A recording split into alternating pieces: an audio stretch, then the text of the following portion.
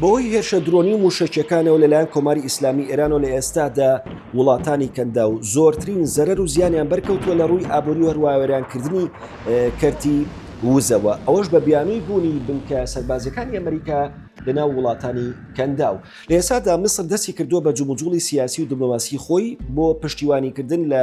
ئاسایش و سەقامگیری وڵاتانی کەندا و ئەوەش لە چوارچێوەی ستراتیژی مەسافەتە سکە مەودای ڕێگا کە لە نێوان وڵاتانی کەندا و میسردا هەیە. بەژێری مادەی 152 لە دەستوری میسر هەر کاتێ وڵاتانی عەرەبی بە دیاریکرایش وڵاتانی کەندا و ئەگەر ڕوبەڕووی هێرش و مەترسی بوونەوە ئەوە پێویستە لەسەر میسر دەست بەجێ دەست بکات بە هەنگاوە سیاسی و دیپلۆماسی و سەربازی و هەڵگرەکانی خۆی بۆ پێکێنانی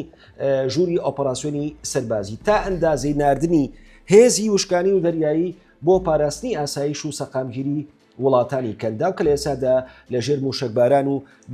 هێرشی درۆنی کۆماری ئیسلامی ئێراندا مێژوویەکی دوور و درێژ لە ناوکۆکیی لە نێوانی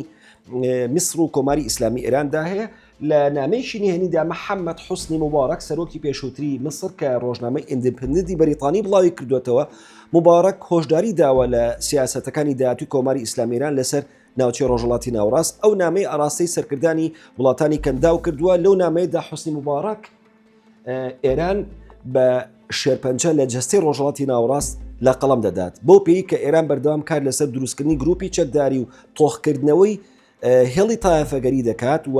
کار لەسەر دروستکردنی دەوڵەت لە ناو دەوڵەتدا دەکات. بۆیە مبارەک ئێران ناو دەنێت بە شێرپەنجە لە جەستەی ڕۆژهەڵاتی ناوەڕاستدا. لە ئێستادا ئەوترێت کە میسر یەکێکە لە هێزە گەورەکان لە ڕووی سەربازی و لە ڕووی دیپلۆماسیەوە و پێشتریش میسر ڕۆڵی ژێراوە لە هێورکردنەوەی نێوانی ئاژانسی نێودەوڵەتی وزەی ئەتۆم و کۆماری ئیسلامی ئێران بۆ بەرگرتن لە